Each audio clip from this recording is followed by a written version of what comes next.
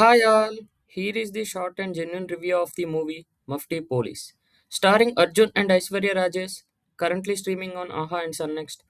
Story విషయానికి వస్తే hero ఒక పోలీస్ ఆఫీసర్ అండ్ ఒక రోజు హైవే మీద ఒక నోటెడ్ రైటర్ని మర్డర్ చేస్తారు.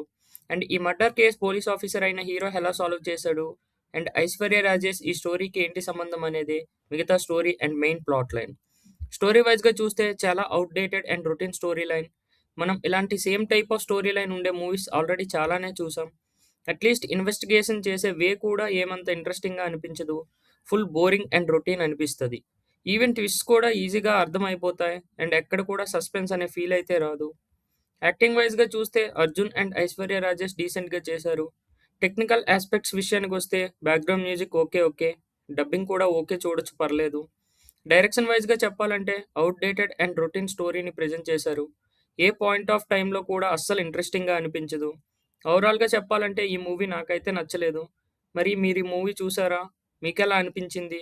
కింద కమెంట్స్లో తప్పకుండా చెప్పండి. ఈ రివ్యూ మీకు నచ్చితే లైక్ చేయండి, షేర్ చేయండి.